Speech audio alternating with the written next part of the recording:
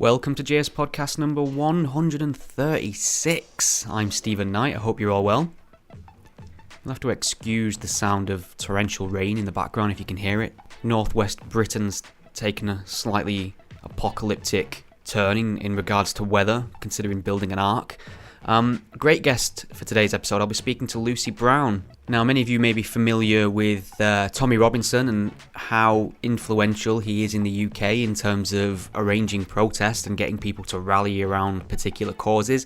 Incredibly controversial figure, someone I'm mostly critical of, someone who I, on balance, don't particularly trust as an objective source, but his influence is undeniable, and he seems to be in the news constantly for various different reasons, whether it's being in contempt of court, whether it's getting into fights, whether it's being banned from prominent social media platforms. And Lucy is a sort of on-off associate of Tommy Robinson, worked very closely with him for a while until they had a sort of spectacular falling out. She helped Robinson produce a lot of his media content and generally helped with numerous aspects of that process. So she's kind of got a lot of insider knowledge in regards to how he operates. And she'll be sharing a lot of details on this show with me. I really enjoyed speaking to Lucy. She's somebody who I've sort of briefly communicated with on and off over the months, and she's always been polite and friendly, and I appreciate how open she was on this podcast as well. So this is another episode of me sort of bringing someone to you, rather than forcing you to accept anything or believe anything. I'm trusting you to be smart enough to weigh up the conversation on its own merits, decide whether you think certain things are accurate or convincing. And I think it's a quite insightful chat, so let me know what you think on Twitter. You can also send Lucy some feedback, some kind words, some questions. She's on Twitter at Lucy Frown. That's not Lucy Brown, Lucy Frown, Frown. Let her know what you thought. Also, if you want to support the podcast, you can do this a number of ways, one of which is monetary. You can find more details at gspellchecker.com/support. You can support me on Patreon or on PayPal. If you can't do any of those things, just please take a moment to leave a review of the podcast. And I really appreciate those who've been doing that lately. I've been sharing them on Twitter, so if you leave a nice review, I may share it. If you leave a really shit one, you're dead to me, essentially. There you have it. You can keep up to date on this podcast at gspellchecker.com. Enjoy. There's a word that some folks find real hard to spell. Ain't it horrible for you, except after seeing who cared to go burn in hell? But then along came a man, a spell took across the God of Creed, and he set out upon a noble quest to help those that don't know what it means. And he said, "Go A-C-H-E-I-S-T, and don't you put that I before that E. A-C-H-E-I-S-T, don't mean we know, just means we don't believe." And then he keeps telling out these godless saying, "Go raise the choppers at night, we'll make 'em run away. But if it's not that fight, well, they can go all day." Spell checker, easy, got to spell check. You gotta know how it goes, so sing along with me. A-C-H-E-I-S-T, A-C-H-E-I-S-T, A-C-H-E-I-S-T, A-C-H-E-I-S-T. It's a great pleasure to be joined by Lucy Brown. Lucy, how are you? I'm all right. I'm a bit stressed. How are you? Stressed? I'm great, but now that I know you're stressed, I'm a little bit stressed. So where do we go from here? I don't know. It's just me and a friend of mine sort of joke that you just never know what's going to happen when you go to bed and wake up. You know, the next 24 hours, it just could be anything. Wow. Anything. This year has just been drama after drama after drama, really, hasn't it? It absolutely has. So there's a number of things I want to touch on regarding your work and your involvement, obviously, with Tommy Robinson. But Yeah. maybe you could just let my listeners know a little bit about what you do. How would you describe what takes up the bulk of your time usually? Well, I kind of, at the moment, I'm kind of freelance, I suppose you would say. But yeah, I did work for Tommy Robinson from sort of 2017 to 2018. And then we had a rather spectacular falling out, and I kind of had a bit of grief from his supporters for a few months. And now I'm in a position where I'm kind of, sort of trying to find my own sort of political voice, if you see what I mean. Yeah. It's a hard one. I don't want to go into too... It's just one of those things where I don't want to over-explain myself over and over. I just seem to have just popped up in the kind of what people might call the sort of right-winger sphere, but I don't even think I'm that right-wing, to be honest. How would you describe your political leaning then? And I mean, what does right or left even mean to you anymore? Well, yeah, not very much, does it? I mean, No. Most of the people I know within this, I suppose you call it like my team mates or whatever you might want to say, like if we're looking at like tribalism type stuff, is they're kind of like classical liberals, lots of them, classical liberals and libertarians. But I do have some friends in the more like alt-right kind of circles. I've also got a couple of friends in Antifa. Like I've got one's an ex-Antifa, but I kind of try and talk to everyone, and it's kind of got me in quite a lot of trouble, to be honest, over the years. I know what that feels like. Not quite on your scale though, because I suppose joining Tommy Robinson's team, I've said this a few times. I probably say Tommy Robinson's the most influential British activist at the moment.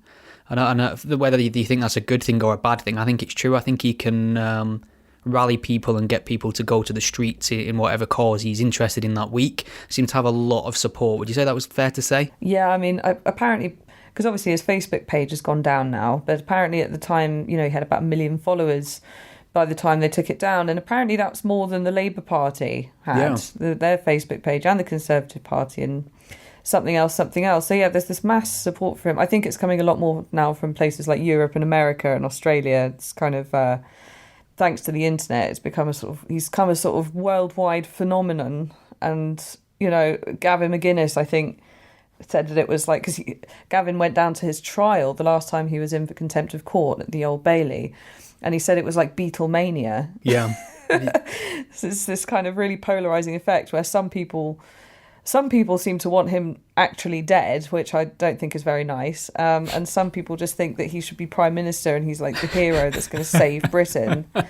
And both are kind of wrong. There were two extremes, and I tend to find myself balancing between them. And I'm often accused of being a Tommy Robinson fan, and then I'm often accused of not giving him the respect he deserves. And so I think the far left hysteria about him, he's a neo-Nazi racist thug, that doesn't ring true for me. And obviously you've got this narrative by his followers that he's some sort of St. George reincarnate is going to save the country. And I was just wondering, you touched a little bit about his supporters and the grief you've had off a subset of them. Obviously, we need to make it clear we're not talking about all his supporters, but he does have a significant number of very passionate supporters, and it's almost, to me, developing into some sort of cult of personality. Yeah, I think there's a problem where, so recently I've kind of gained a bit more of people are happy with me again because I was involved in this Panorama documentary with him. Can I just congratulate you on getting pissed on the BBC's dime? That's the best thing. I loved that. That was, Key Royale is now one of my favourite drinks.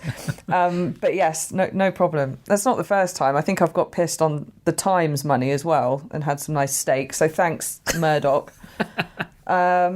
I feel like Cypher from The Matrix, like just looking at this delicious steak, like what am I willing to give up for this steak? But so I kind of, I made this kind of, what some of my friends, to be fair, quite rightly thought was a very rash decision, which was to put my name once again with Tommy's and to kind of like pair up with him sort of like one last time, because I felt that I'd sort of had this massive fallout last year. I witnessed the very worst part of our movement. And I say our movement because I still feel kind of part of it. And I still feel like I have spent so much time, invested so much time in it that I still feel like it's mine. I know it's like a family sort of, which is stupid, but it is what it is. And I saw the way that people thought that I'd betrayed Tommy and therefore betrayed them and England. I was this snake Judas. And people became very vicious, like incredibly vicious. So just to kind of understand what you've been working together for a while. You've been making reports together. And what was your role within that group? What was the dynamic? I was kind of like camera woman / sometimes producer, like, just helping. There was a small team, so we kind of helped decide how to put things together, what we felt was an important point for a video or how it should be filmed or ideas for new stuff coming up. So kind of a production role, I guess, and also some video editing as well, and just kind of like, I don't know, just generally being a helping hand and being someone whose mind was part of that machine for a while. The kind of the Tommy, whatever you want to call it, online social media presence stuff. I also did some stuff like helping manage his Facebook page and like all that kind of stuff. Just standard stuff, almost like celebrity PR. In a way, like kind of managing his interactions online and like helping respond to fans and whatever, like just standard stuff. It was a small team. The flashpoint then, I suppose, with your falling out was the Day for Freedom. I was actually there in the press area, and I got some coverage on that day and some interviews.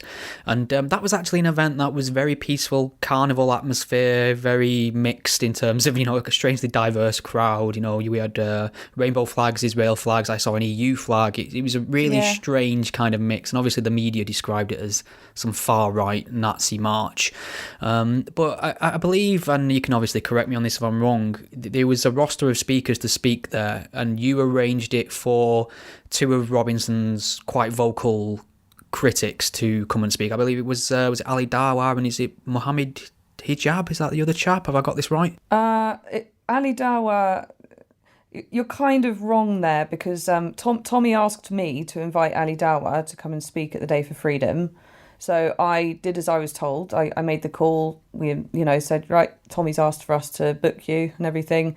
We put out a tweet saying he's going to speak, yada yada, and that's when the Football Lads Alliance got quite annoyed because they have a bit of a problem with Ali Dawar, and they weren't happy that he was on the bill.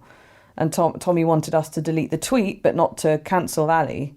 And I think I think maybe there was a bit of a crossed wires where he'd wanted Ali to just be a kind of almost like a jokey guest. I don't really think that he was in such a rush to get where he was going that he sort of popped in to where we were working and said, yeah, invite him, it'll be brilliant. And then he ran off and jumped in the car and had a million other things to do. So he didn't make it quite clear like, as far as we were concerned, we've been asked to book a guest, so we did everything by the books. And me and the other members of the team have kind of from media fashion backgrounds, so we did a professional job, which is, speak to the person, make sure they're all safe, make sure their names are on the list, make sure their camera people know where to go. Everything was sorted. And then when it actually came to the day of the event, I was told by Tommy that person is not allowed to come on the stage. So I actually saw them make their way to the stage and was trying to get access to the stage, and that was a bit of a flare point. And I was just wondering, were they informed they were no longer on the bill by that point? Well, no, or were because they... as far as we were concerned, they were on the bill. Right, okay. So that was a bit of a flashpoint, wasn't it? Yeah, so, I might get a lot of grief for this, but I was basically thrown under the bus. I was blamed for that. And I think people were sort of saying that, and I think Tommy said this as well, was because I had a bit of a jokey online relationship with Ali Dawar, and because I didn't have like a vested interest in him, like I wasn't really that fussed about him, and I didn't mind like joking around or something. They basically tried to insinuate that I was like friends with him and that I really wanted him to speak. I felt like because I'm a lefty and a liberal at heart, that I'd forced Ali to be on this list and not told Tommy and all this stuff, which is a complete lie. Right? Yeah. So I got completely thrown under the bus, and then I had 6 months of some of the most horrendous abuse online from Tommy's own supporters that, I kind of describe, the kind of mental state that I was in. So it was a really, I felt totally betrayed by Tommy at the time, because I thought, well, you're my employer and you've just scapegoated me to make up for the fact that you were either disorganised or you didn't feel that you could ask us to do this thing for you. Like you felt like awkward or embarrassed about it, which, it's not good enough, in my opinion. We're doing what we're told to do. Like there's no way that I would ever, in any job, do something without telling my boss or something, like do something because I think it's right. It's like changing the logo of the company just because you prefer it pink instead of red. You just don't do that. So it was kind of an insult to me in terms of my level of professionalism as well. And then on top of that, there was like all these rumours started flying around, and suddenly I was blackmailing people. I was MI5, I was Antifa, I was this, I was that, I was the other. And I just became this, I don't know, like this kind of, what do you call it, like a piñata. So I became the person that you hit and get sweets out. You feel better being the person that you have a go at and you feel better about. But despite that, when Tommy got in touch with me, I think it was late January when he got in touch, something like the 31st or something, he sent me this message of just a picture of this letter that he'd received from John Sweeney. And I'd had an email around that same time, and I sort of made this decision in my head to think, well, I could either do what probably the BBC and people like Hope Not Hate want me to do, which is to fill the position of, you know, ex-employee speaks out against horrible, racist, evil Tommy Robinson. And I kind of felt like that Panorama documentary was intended to be the final nail in the coffin for Tommy. It was supposed to be the documentary to completely end any kind of public support for him and make him such a pariah that if anyone supports him, they're basically just seen as like evil. What's the state of that documentary at the moment? Has it been granted an air date? Do we know when we're going to get to see it? I don't know the air date, but I've heard, you know, apparently they're still reaching out for people to try and comment about it. And obviously John Sweeney and the BBC production team have been pictured with Mike Stutchbury a couple of days ago in Luton. So what I would imagine is that they're now trying to use this unfortunate event recently, which I'm sure we'll get into in a minute, of Tommy turning up at Mike Stutchbury's house, which I thoroughly disagree with. And I think what's going to happen, or what has happened, is that incident is going to be used to continue this portrayal of Tommy as a violent thug, because that was what they were asking me when they interviewed me. They wanted any evidence of sort of wrongdoing and thuggery to do with Tommy. And I think that I just felt like his violence was something that they were seeming to focus on. So, I mean, would you be of the opinion that Tommy's not a particularly violent person, or does he have a significant temper or something that the public should be aware of? I would say that probably, I think when he was younger, I think from what I gather, when he was a teenager and stuff, I would say he probably was involved in sort of whatever, like probably thuggish, like street gang stuff of like teenagers. That's kind of the impression that I get of someone growing up in Luton when he was like a kid. I would imagine that there was quite a lot of gang stuff between certain groups, but I'm not 1,000,000% sure, because I haven't grown up in that kind of environment. But I've just, from what I've heard, what I've read in his book, you know, it seems like he's grown up in this kind of completely different environment to me. I mean, I grew up in like leafy village in, you know, Cambridgeshire, you know, complete opposite. But yeah, I would say maybe in the past, and then obviously there is I don't know, there's a kind of thuggish element or violent element, I suppose, in general, that you could apply to like the whole football hooligan culture. So I can see how that kind of it's a very laddish culture, and like there is some violence, but I don't know if I can attribute that to him in that scenario. Yeah. But, you know, I would say that recently, the thing that's worried me the most is that I'm kind of observing his behaviour now from afar, because I'm no longer an employee of him anymore. I did this documentary, and I've told him, you know, I'm going to, you know, go on and I'm going to speak as my own person now. So yeah, I'll say the same things that I would say to your face, but I am going to make some of these points. And these recent videos I've seen of him, he seems, I'm just sort of quite concerned about his behaviour. I think he's behaving in a very erratic and sort of defensive way. Yeah.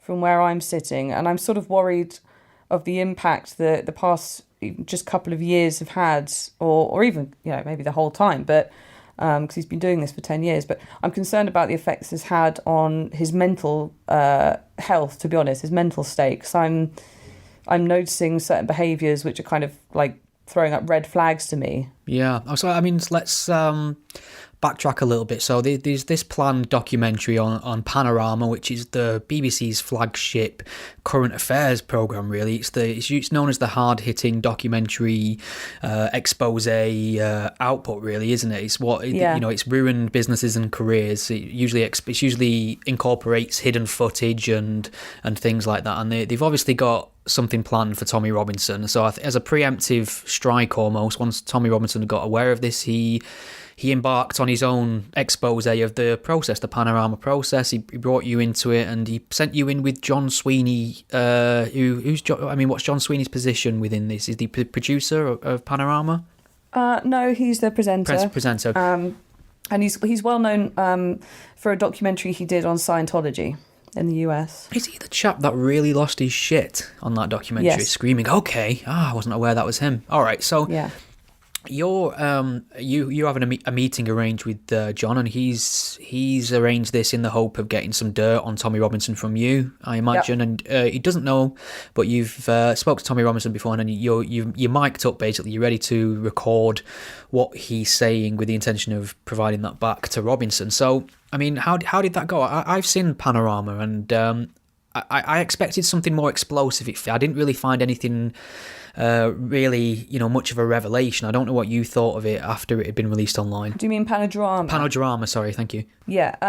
Well, yeah. I mean, I said I said a similar thing to David Vance the other day, which was that my role was to go and film. I didn't really have much of an input aside from that. I went in and filmed, and then I saw the piece when it came out, which was about 2 days later on Facebook when it was finally able to be published. And there were a couple of things which I thought were interesting as key points, which I do feel like were not focused on enough. They weren't given the attention that they deserve, and I feel like some things were drawn out, which were unnecessary. I wasn't really that bothered about John Sweeney saying the word woofter. Yeah, I seeing Tommy Robinson pretend to be outraged over the word woofter was one of the highlights of that for me. Well, people would, the argument for that, people would say, well, he's flipping their thing. He's saying, well, if I said that, it would be front page news, and it's like, Yeah. well, yes, it probably would be front page news, but the problem is, my problem was with that culture. It's not, we're going to use other people's tactics against them, and then because then we're all. It's just tit for tat, eye for an eye stuff, and you're not making your point then. So in my opinion, that's just unnecessary. But the part of the documentary which I felt personally, which I was quite interested in, is this interview with Caelan Robertson, which was pulled, and what he said to Tommy over the phone was that Hope Not Hate were actually present during the filming of this interview, and he alleges that he was there under duress, that he'd been blackmailed, essentially to you have to do this interview or else. That's kind of the impression that I came away with when I listened to this recorded phone call and everything when I watched it, and then it kind of begs the question. So is this true? This allegation of blackmail? That's something that I would seriously consider looking into if I was a production team, if I knew that there was even the slightest possibility that our steering team, Hope Not Hate, have potentially blackmailed a subject. I mean, that's incredibly worrying to me. And on top of that, for Hope Not Hate to actually be present during an interview and I don't know how true this is, but he says that they took him aside when they weren't confident in, they weren't happy with the way that he was answering the questions, and they took him out for a cigarette, he says, and said, you have to say these figures, you have to say this, and then he went back and did it again. And I'm thinking, well, hang on a second. I mean, if that's the sort of thing that I would really, really want to be investigated. I want to know if that's true, and I want to know, did he request from the BBC to have his interview pulled, as he says, and if so, did you mention any of this to them? Were they aware? Did they continue production with Hope Not Hate, despite the fact this allegation's hanging over the whole production? That boggles me. Yeah, and I suppose and we'll probably have to be very careful how we skirt around this, but there was also an accusation of sexual assault as well. Yeah. And I don't know what to make of that. Yeah. And I don't even know if I can comment on that. I can only comment on what I've seen. And again, like, if it's just that kind of falls into the same category. If there was this allegation, is it true? Did he make it known? I just think this whole thing just needs an investigation. I don't know if it's the sort of thing that you should be contacting Ofcom about. Yeah. I don't know. I suppose the problem with groups like Hope Not Hate is that they're considered, on the optics of it, they're considered an anti-fascist, anti-racist group. And I think a lot of people just put complete trust into them labels without actually looking at the underlying ideology of some of these groups and their tactics and whether or not they're honest or not. And I don't find them a particularly trustworthy group in general. I mean, just anecdotally, where was I? Actually, it was the Day for Freedom. There was a guy there, and he had a MAGA cap on, and he had a Kekistan flag. And I went over to interview him. I had a camera and a microphone. Just wanted to get his opinion, and he gave me the same line that everybody with the Kekistan flag has. They say, no, we're mocking political correctness. It's a crack at identity politics. We're just taking the piss. We're not white nationalists. We're not Nazis. And I was actually interviewing him at the time, and I was asking him, are you not worried people are going to take pictures of this event and just label you as something you're not? And I log on to Twitter about an hour later, and somebody's literally taken a photo of me interviewing this guy, and Hope Not Hate have tweeted it out and said, here's the well-known alt-right Kekistan flag flying at the Day for Freedom today. And oh my God. By alt-right, we know they mean white nationalists, we know they mean racists, we know they mean white supremacists. So it's not... I suppose there's a problem here with the state of conversation and news media. Well, it's also... that's not even... They're like a bunch of little old grannies that have just, they used examples of like Pepe and stuff like that when they go and give these lectures, these conferences, at because they're taken. There's people like Joe Mulhall who go and speak at these big conferences, and he will give these big long seminars, these long lectures and talks about warning signs of the alt-right, and they will use the trolly kind of images like the Kekistan meme and the Pepe thing as like a kind of like a proof, but it's just the same as that OK symbol with the hand gestures. Yeah. People are goading them, and they're just taking it. But I reckon they know. Deep down that it's kind of a bit of a jokey thing. But who cares, right? This has just reminded me of something. The public actually, don't. Something that relates directly to you. So, we mentioned Mike Stutchbury before, and I seem to remember him tweeting out a picture of you wearing a pendant and saying that it was some neo-Nazi symbol. And I'll be honest with you, Lucy, my knowledge of neo-Nazi symbols aren't great. So Me neither. I couldn't really make heads or tails of it. It looked like a pattern to me. Can you tell me a little bit more about what that's about? Well, yeah, it was just like, it's called like a black sun necklace, and I'll be honest, the first time I came into contact with that was through like, Fash Wave. Do you know about that kind of music? No idea. I'm not down with the kids. Okay, well, there's... I think the problem is, I'll hold my hand up and say, right, that was a bit cringy, but it's a piece of jewellery that I've had for a couple of years, and I've been wearing for a couple of years, that I just, to be honest with you, I just thought looked cool. And I suppose, it's kind of like it's not a very PC thing to say, but to me that symbol doesn't really mean what it might mean to other people. What do other people say it means? Well, they're like, it is a symbol that's taken from, I think it was like Himmler put it on the floor of some building. See, I'm not even that good at this kind of like history stuff. So you didn't know this before you bought this piece of jewellery? Well, no, I looked it up and I was like, okay, well, I can see that it's got these connotations, but I mean, I bought the thing on Etsy and I just thought it looked cool, but there's a problem that I've got, right? And it's probably the same as the Kekistani and the Pepe thing, which is that I kind of don't really care, which sounds such a teenage thing to say. Yeah. But I will wear...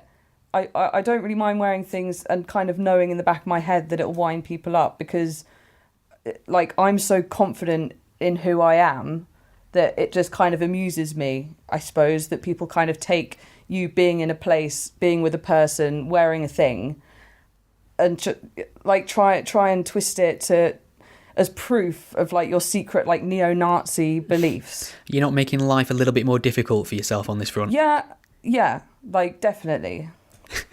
Definitely. I suppose it's similar to when somebody tells me there's a certain word I'm not allowed to say. I just spend the next 4 days trying to weave that word into everything possible. It's definitely like a really negative personality trait on my behalf. Like I'm the sort of person where, and I don't really like talking about personal stuff as well, because I suppose now I'm kind of just trying to be like this, I don't really like dragging up my past or anything like that. But when I was younger, I was a goth, and I really upset people. I would shave my hair. I shaved my eyebrows off.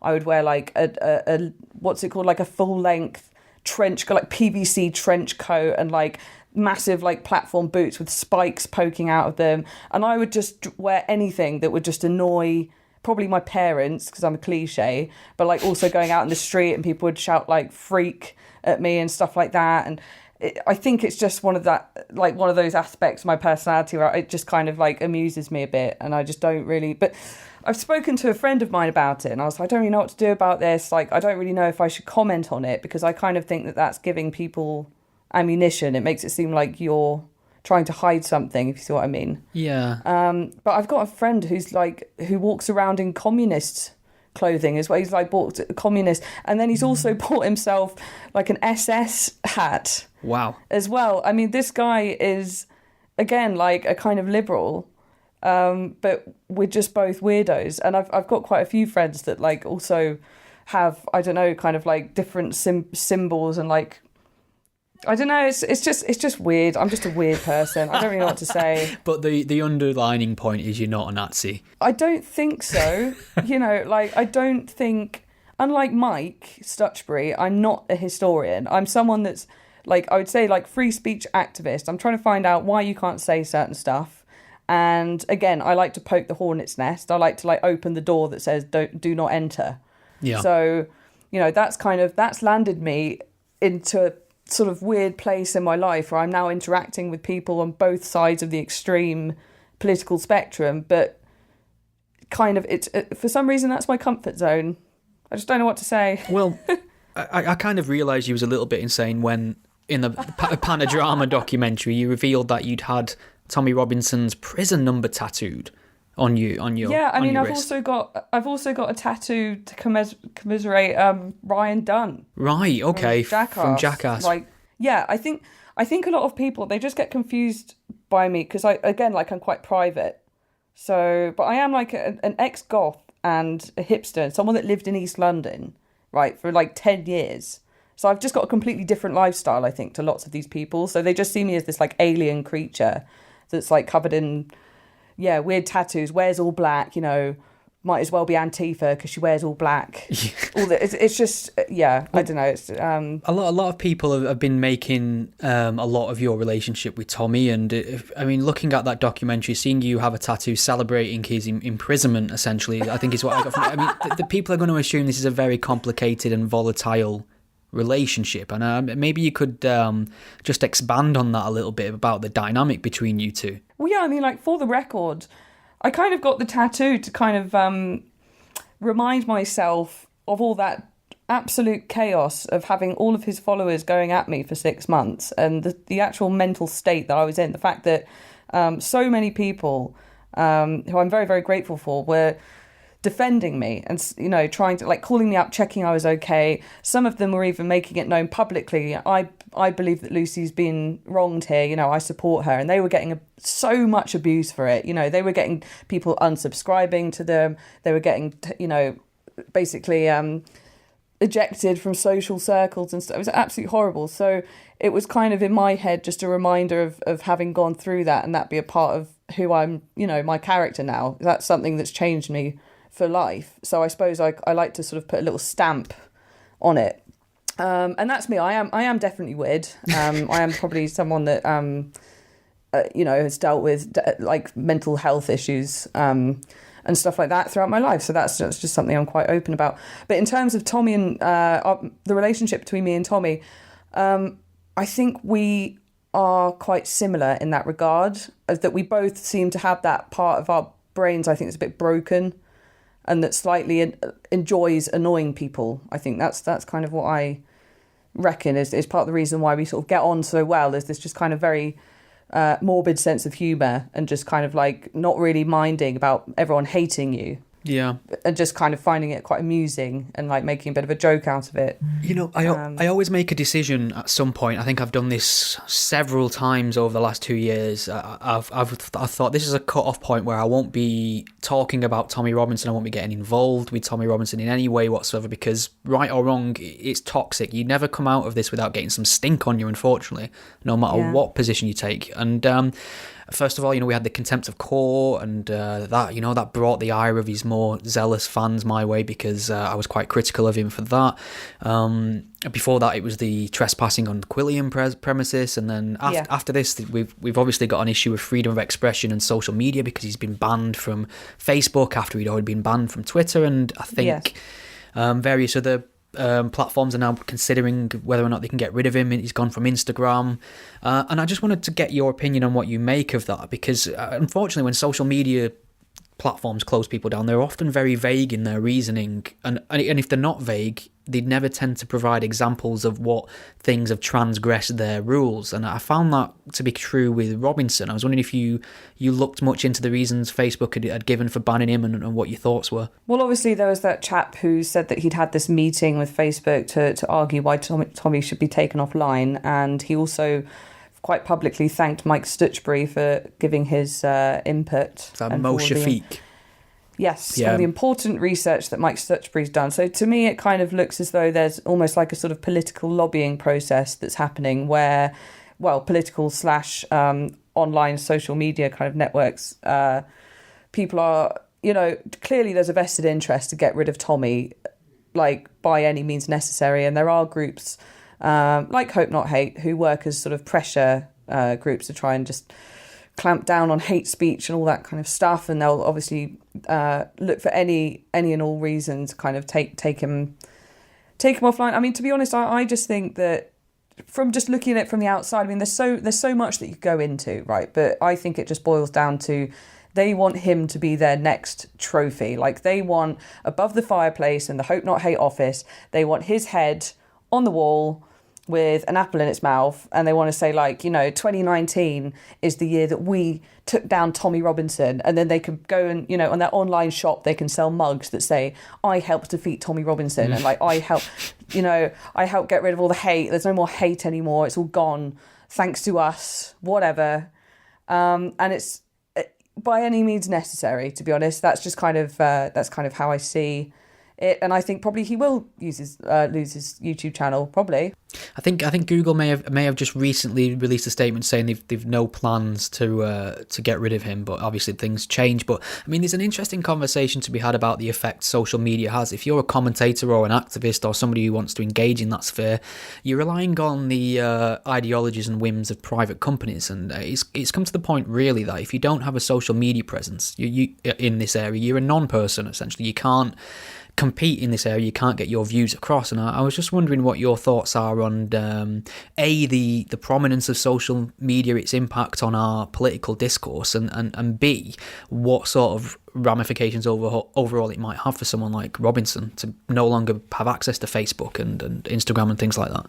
Well, I think in terms of just generally, I mean, information can get to us a lot quicker. I think our brains are actually being rewired.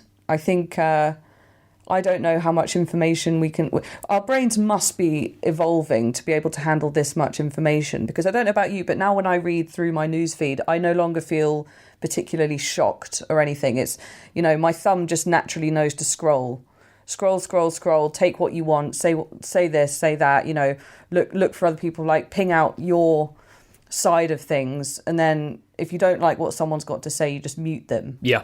You just get rid of, mute them. And then there's also this playground thing of if you block someone, then they screenshot that you blocked them, and they say, oh my God, they blocked me because they're an idiot, whatever, which I've done to Mike Stutchbury. So, also guilty of that. I've done that myself, I think.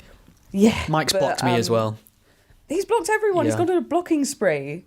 He's in his little tree house. No far-righters allowed. But yeah, so obviously it's a really strange thing. I just think this Pandora's box has been opened, and they're just trying to shove all the right wingers back into it, but all the far left people are just dancing around absolutely fine. They can say hate speech as much as they want. They can advocate for violence. They can do what they want, but it's the far right that we have to deal with, and that really annoys me, to be honest, because having known so many of these people, I mean, I've never come into, as far as I'm aware, I've never come into contact with anyone from, say, National Action or anything like that. I don't think the closest person that I've ever had any contact with that I would argue that might actually fit into the category of far right would be Mark Collette and Millennial Woes. But even them, I mean, they do not advocate for violence. In fact, they actually, Mark Collette especially, one of the reasons that I got, that he drew my attention was he made a video saying you should not fight Antifa. Fighting Antifa is a stupid thing to do. And I thought, well, it's not particularly far right, is it? Well, yeah. I mean, even if his views are, he's still saying do not do that. Don't get anywhere near violence. It's completely stupid. And I kind of thought, well, that's actually that's more sensible than the far left. Yeah, sure. Well, I was meaning to pick up on that. I mean, how seriously do you think people are taking the threat of violence from the far left? Because growing up for me, the threat of violence against me personally would be more likely to come from the far right. But now, because I class myself as centre left, and I'm a supporter of absolute freedom of expression, and I have some rather negative opinions on Islam, I feel more at threat from left-wingers when I'm in public spaces. And I was just wondering, I mean, as somebody yourself, I think you've been assaulted by a member of Antifa. I just wanted to get your opinion on the general attitude towards the left and the violence they're committing and capable of. Yeah, I mean, some of it is just borderline. I wouldn't even say necessarily that it's political anymore. I think it's opportunistic. But the levels of degradation, dehumanization, and borderline sadism that I've seen from the far left is, it's highly concerning. And the fact that, groups like Hope Not Hate say that they report on extremism and they make people aware of extremism, and yet they never, as far as I can see, I've never seen them do any kind of reporting about, Antifa or the far left kind of extremism. And I've had a couple of friends that have been hospitalised by Antifa. This is serious. In my opinion, this is extremely serious. And it's just completely whitewashed by the media. And if you look at any kind of Tommy rally or something, they'll say there was violence at this rally. Some anti-fascist people were counter-protesting. And so it doesn't make that connection between the fact that maybe some of the Antifa were actually trying to instigate, and they were throwing things, and they were doing this, and they were doing that. They don't mention it. So that frightens me. It's got the invisibility cloak over that. But yeah, what was the question again? About the mainstream, really. Are they taking the far left? No, of course they're seriously? not. Of course they're not. And people have been saying on my Twitter, they're like, why do you keep, you sound mental, basically. Or why do you keep beating this drum about the fact that, you were attacked, so what? And I'm like, because it's not about the fact that, I'm fine now, I'm physically fine, but it's the principle. It's the fact that, we're in this, it's International Women's Day tomorrow, and we've got this bloody society that's, believe all women, we have to lift up women are powerful, women are this, women are that. And I'm like, hello, I'm a woman, and I've been assaulted. Right, but you're the wrong type of woman. You're political.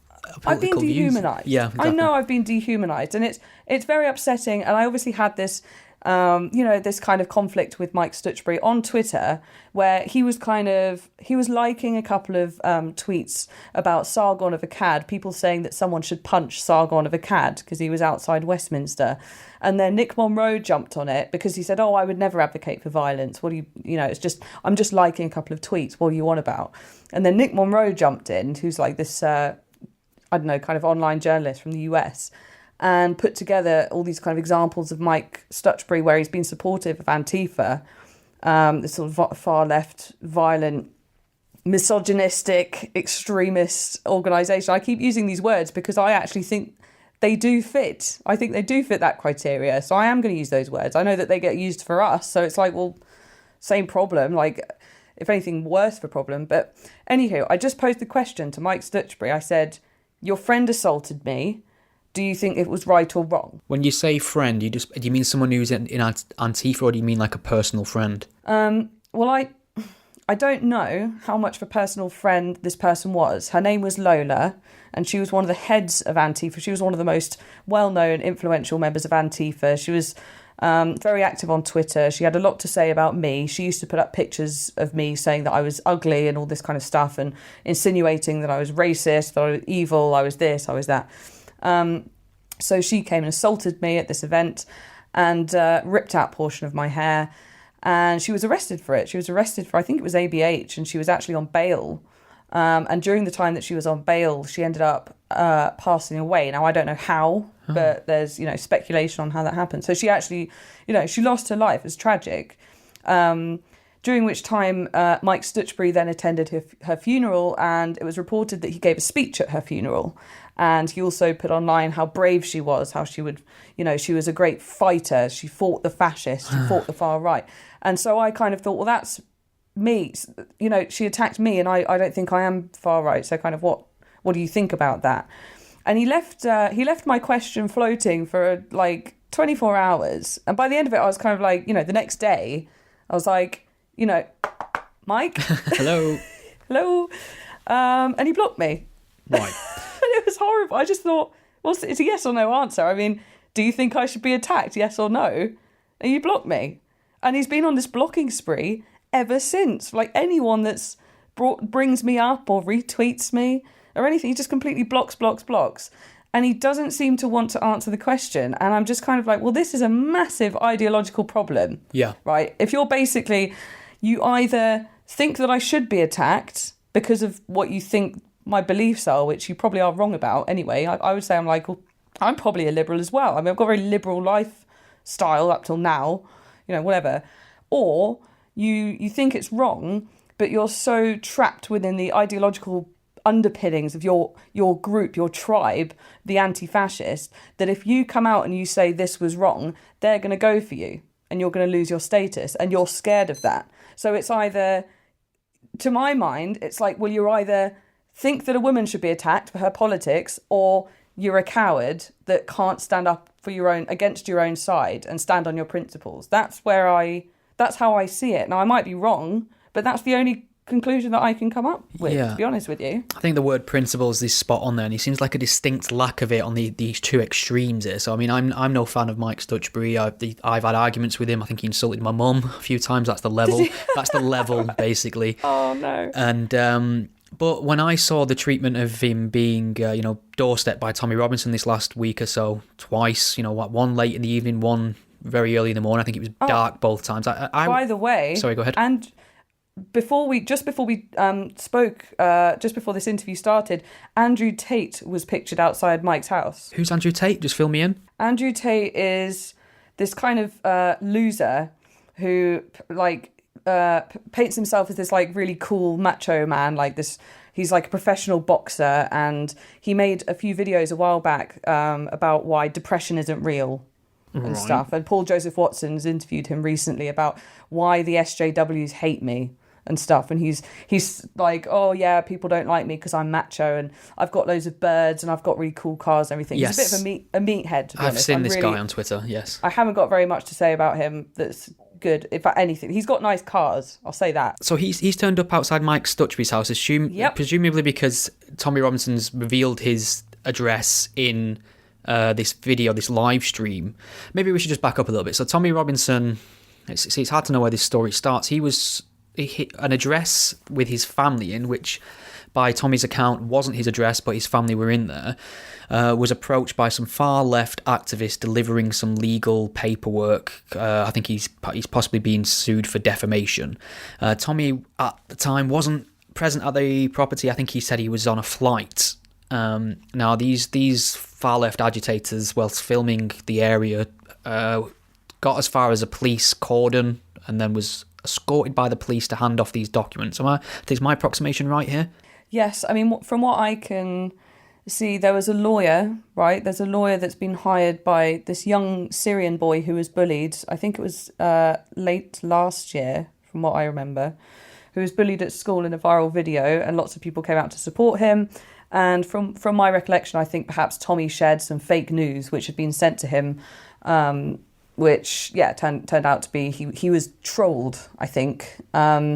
So yeah, he's kind of he rushed to kind of put this stuff online, and now he's being served legal papers for sort of defamation against this young boy called Jamal. Right.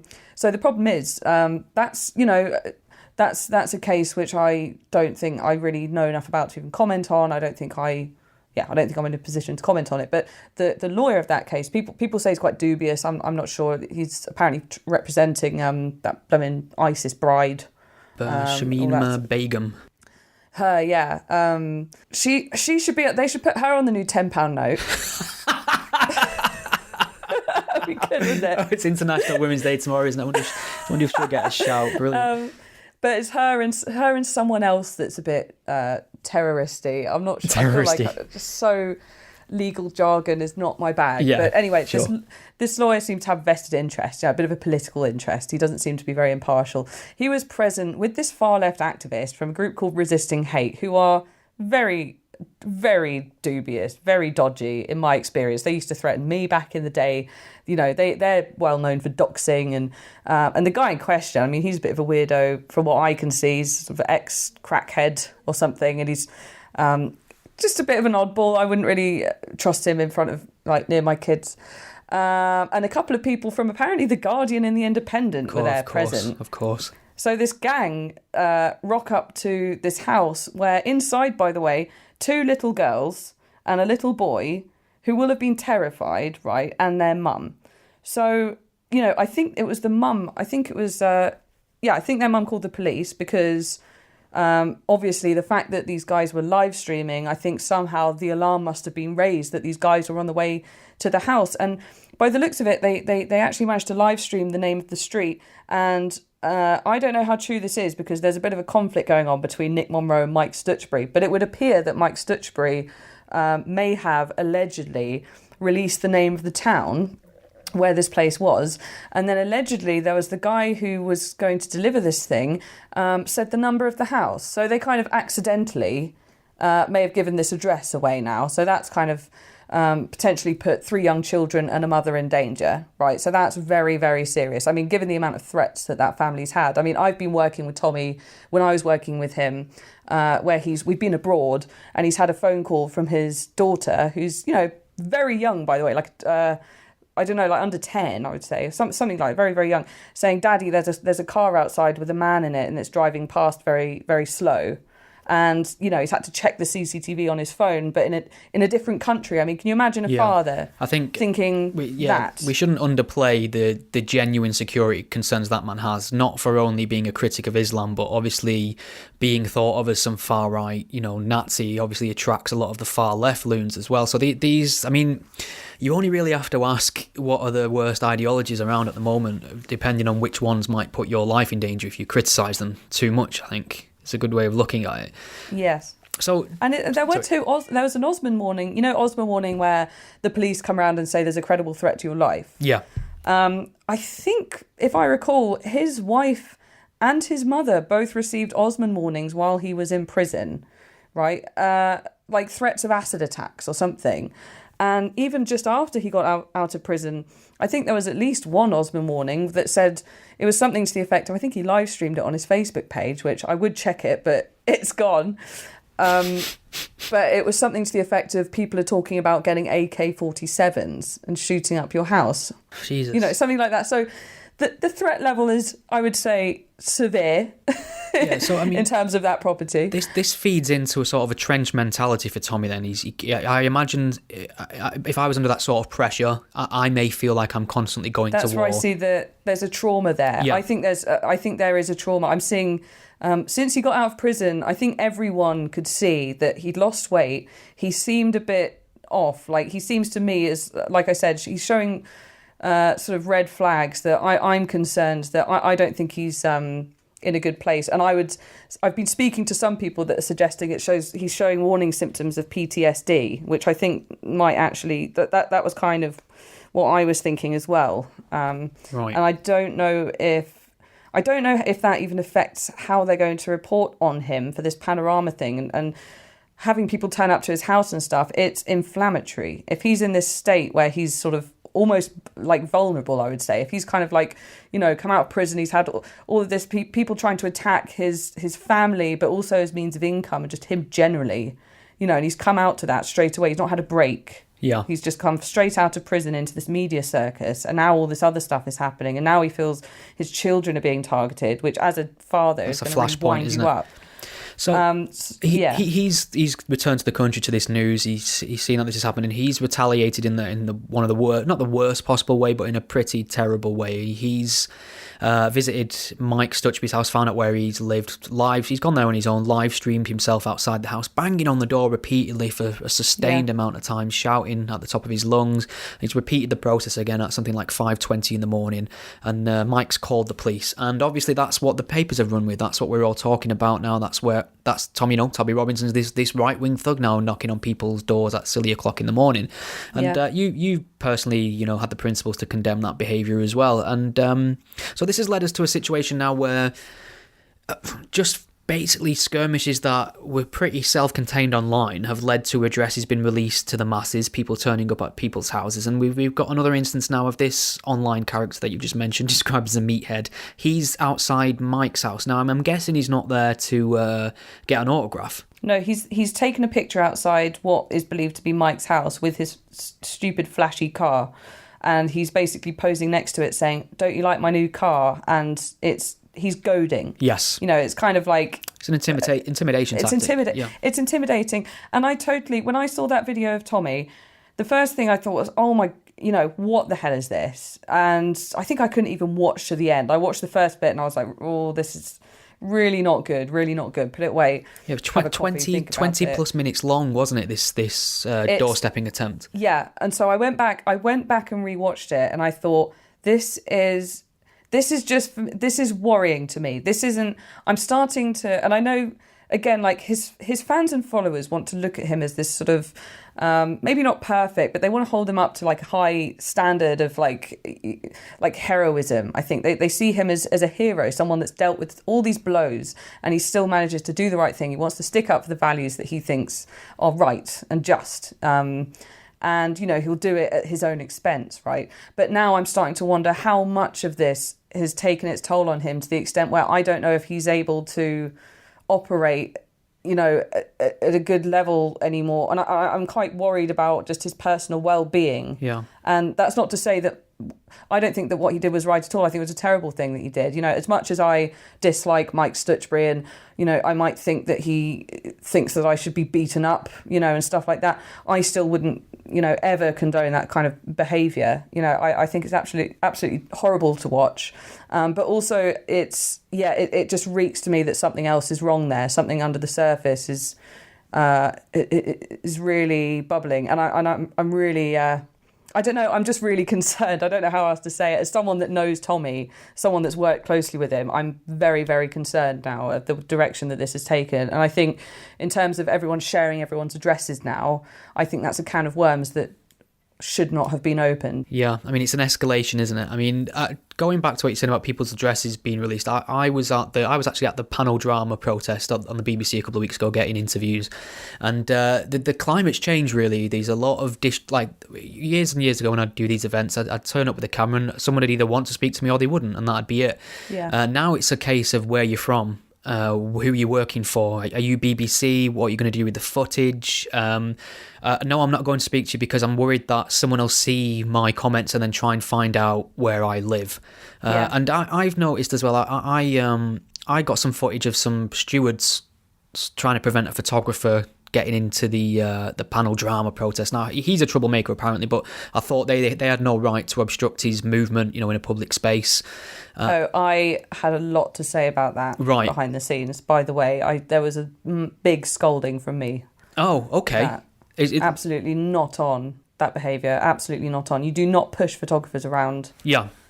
You don't do that. I absolutely agree. So there's a lot of distrust now, and I was just wondering as well how much of an effect going the other way. We've got terrible news media who doesn't seem to report truthfully, but then we've got these people shouting fake news to the point where not only is it raising awareness of the problems with the media, but it's also creating a hostility to anyone with a camera who is perceived to be a journalist or a photographer. As someone as a photographer yourself, that must be something that's concerning. Well, yeah, totally. I mean, there's a chap, I don't know if you might recognise this name, but there's a chap called Joel Goodman, who is a photographer that regularly comes to these events. He's people listening to this might recognise him. He's quite a skinny guy. He's got glasses. This is the guy. This is the guy I'm talking about. This is the guy they were.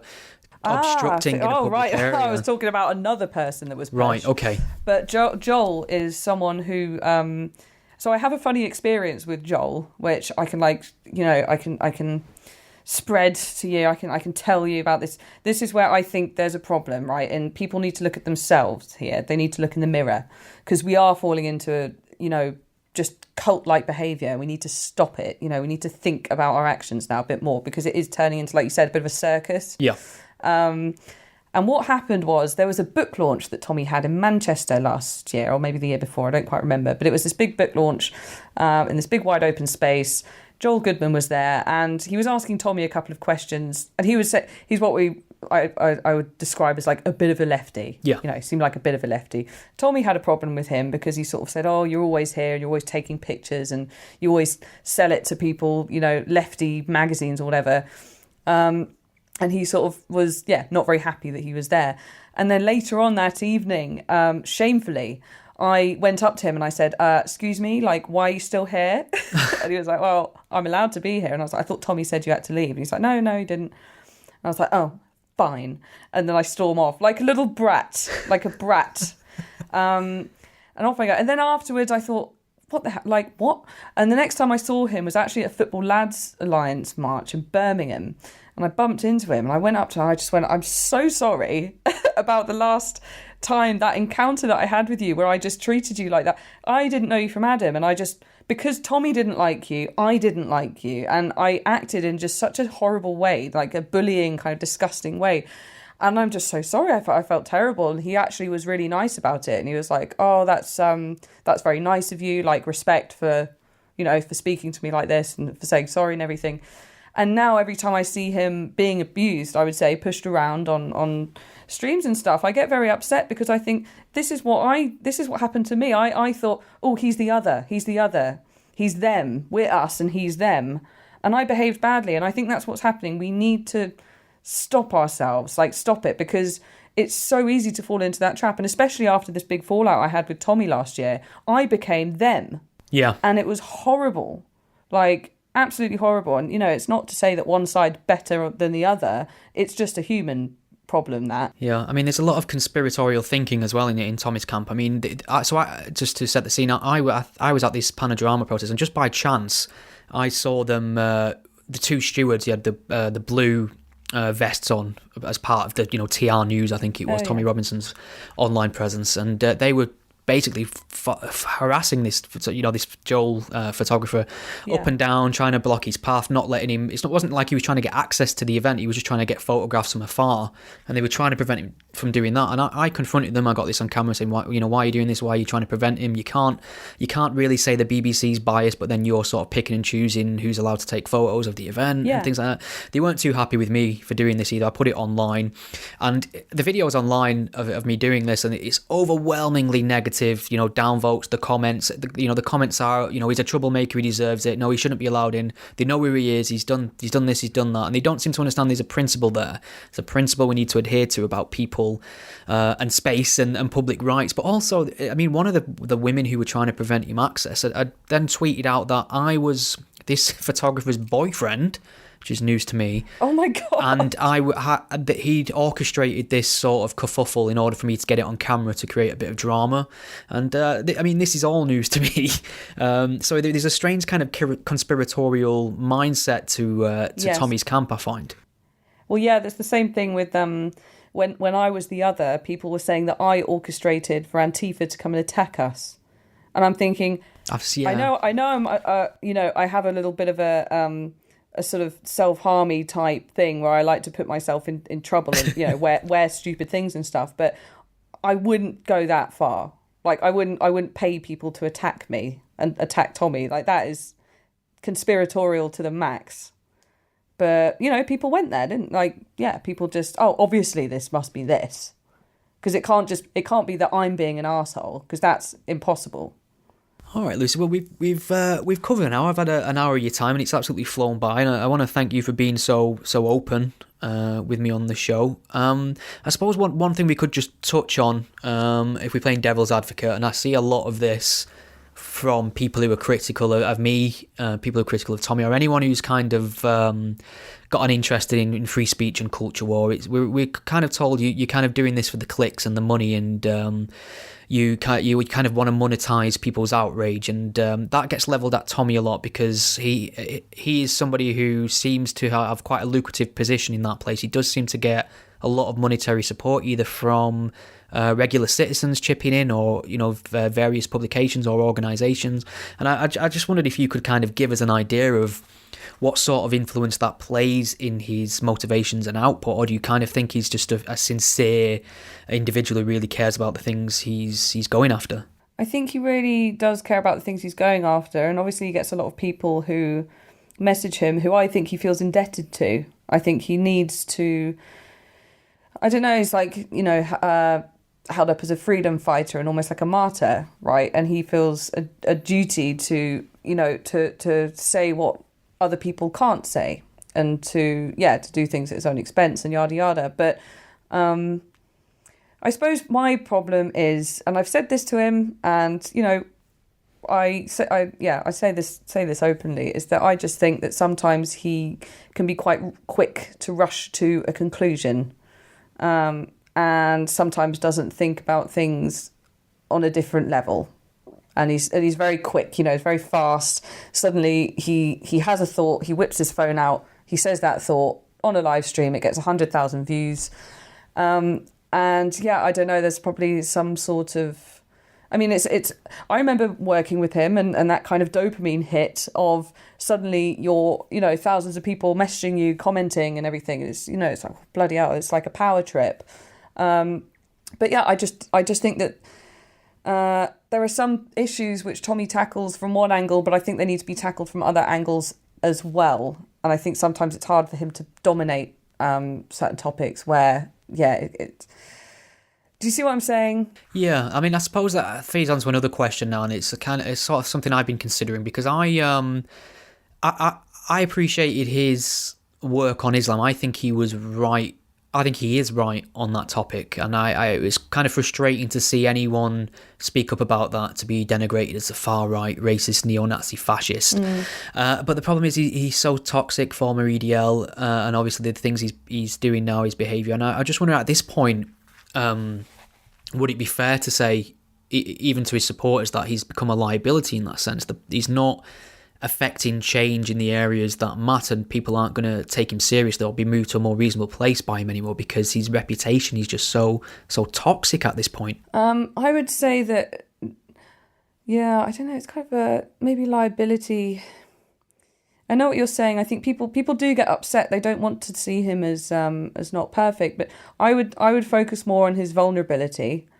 I think he's been affected so hard by all of these constant attacks, that there are threats that even we don't know about that he has to deal with on a daily basis, right? And even if he goes to, again, I remember working with him, we would go to eat at a petrol station or something on the way somewhere, and he would have to sit always with his back against the wall so that he could see everywhere, just in case somebody came over and smacked him. He has to always look over his shoulder, and, people have followed him. People have followed him on the street, in cars. He's had a tracker put on his car, so for someone that's already dealing with potential PTSD like symptoms, to actually have the very real problem of being followed and being monitored and being tracked and being goaded and being attacked, having your income, called into question, and your very, I don't know, your very essence of being completely just slandered by people, even in Parliament today and stuff like that. People just, he's just become dehumanised. I think people genuinely want Tommy Robinson to die. I think that is the impression that I am getting from a lot of people in very high positions of power, and that's troubling to me. And I think this is having such a negative effect on Tommy that I'm actually not even starting to rule that out as a possibility at this point. So I'm kind of like, my problem is I kind of think that we need to sound the alarm, and I think that more people need to come out and start making the case for, like, this is cruel. This is to the level of cruelty now. I'm not happy with the way that I'm seeing him behave and the way that everyone around is dancing and laughing about it. The fact that this man is, not in a good place. it's horrible to see. And as much as all of these bad things that you could say about him and whatever, but this is someone that I worked with for 2 years, and I would consider like somewhat a friend as well. Like I would consider the guy a bit of a friend, someone that we get on, and you know, he's been nice to me sometimes. We get on well. And to see this happen to someone that you consider like, yeah, someone that doesn't deserve it, really. Like he's done stuff wrong, but the level of cruelty and just pure hatred that's hurled towards him it's not right. It's just not right. And I just need, something needs to change. I think that everything about this story with him and Mike Stutchbury and, you know, Tom What's His Face and everything, it's just too much. And what world are we in when we have a Labour politician trying to get Google to ban somebody for, you know, uploading their opinions? That's crazy, isn't it, to have politicians overstep in that area? Well, yeah, there's also this video, and I don't know, there's kind of been called to question of the validity of whether or not it was the same guy, but there's someone being asked whether or not he thinks Tommy will die in prison or something, or if Tommy's going to get killed in prison, and he says, sadly not. Wow. Yeah. I don't know, you know, but I have heard things like that. I have heard just whisperings around, people want him dead. Yeah, it's a massive inconvenience what kind of world is this? to the established narrative, isn't he? I think, and I suppose whatever you can say about him, he's not a coward and he's not a quitter, is he? So I don't think we've seen the end of him, but I just don't know how it'll manifest now. He seems to have had a lot of his outlets cut off from him, and I think I suppose given that he's kind of not got any mainstream channels open to him, he kind of relies on social media for his main, you know, source of attention, really, doesn't he? Yeah, and I would say, you know, there's nothing wrong with supporting him, but sometimes supporting someone also means recognizing that they are a human being, they are vulnerable, they are, you know, they can have difficult periods, they can be weak, they can make mistakes, they can rush to, you know, poor judgment, and I think that's what's happening. And I think we need to remember that this is a human being. Yeah, no, that makes sense to me. Lucy, thanks again for coming on the show. I could have spoke to you about this all night. Is there anything that you'd like to point people towards, or bring anything up before I'll let you get back to what's left of your evening? No, it's fine. If anyone wants to just check my Twitter, I'm just banging on about Mike Stutchbury all day and Antifa and winding people up. But yeah, if you just check my Twitter, and I'm hoping to be just a bit more active now this year, because it kind of feels like more people need to step up to the plate. I think we need to fix this mess. Oh yeah, I agree with you on that one. So you're at Lucy Frown with an F. Yes. Excellent. All right, Lucy. Cool. Thank you very much. Appreciate it. This has been great fun. Awesome. Bye. Thank you for listening to the Godless Spellchecker podcast. The podcast is a one-man operation produced in my spare time away from my day job, and I love making it for you. If you enjoy what you hear, please consider lending some support. The show is entirely listener supported. I don't sell anything, I don't run ads, and given the alternative and unpopular focus of my content, it's very unlikely to find a sponsor. So there are a number of ways you can support and chip in and help improve the show and give me more time to produce more content. You can become a patron supporter and pledge a monetary amount per month or per episode by visiting patreon.com/gspellchecker. If you can't lend monetary support right now, don't worry, there's other ways you can help the podcast too. You can share it on your various social media networks, or take a moment to leave a review wherever you listen to it. Your support is massively appreciated. Thank you. Think we've all learned something here today?